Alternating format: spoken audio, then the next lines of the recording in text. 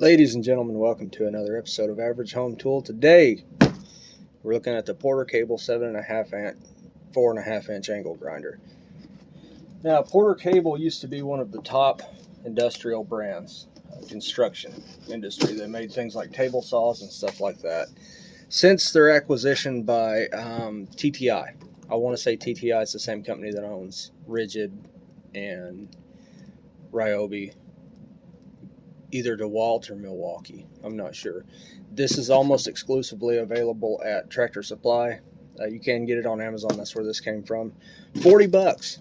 $40. And this is a viable alternative to somebody. This is probably the lowest end consumer or professional high-end consumer. It's equivalent to Ryobi and Ridgid brand as far as where it lays within that spectrum. You know, it's not Milwaukee, but it's also not $150. This is the corded model.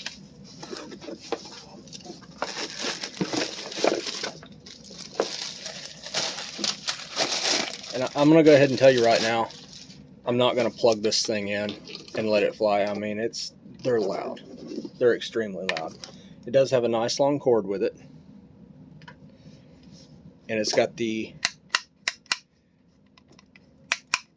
trigger protector on it. It does have a trigger lock on, which it's getting rare to see. It comes with a handle, and it's got threads on either side and the top. Put it up top if you're cutting something. I'm probably just going to run a wire brush on this one. I've got an old Firestorm grinder that I put my rocks and flap discs on. And it does come with the tool for the lock ring, and it comes with a rock. Now, you know, most of them do come with a rock, and it'll get you by until you get flap discs and things like that, other rocks.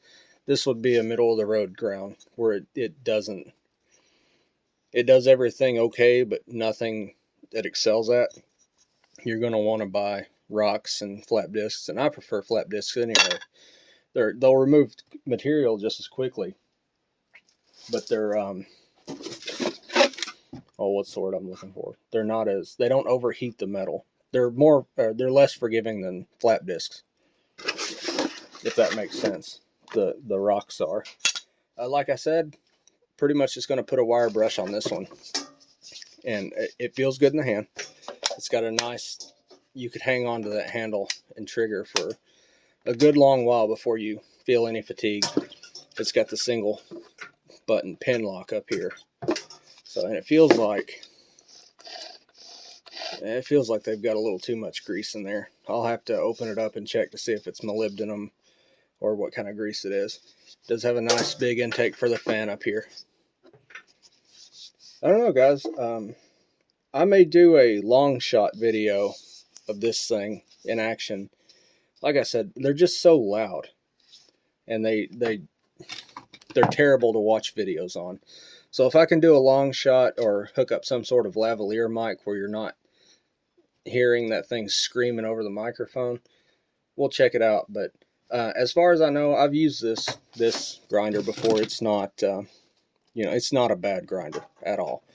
This is about the third one I've had. So if you guys have any questions, leave it down in the comments. If you want to see a video, if I can figure something out to where it's not so loud, let me know. Like, comment, and subscribe. Thanks, guys. Have a good morning.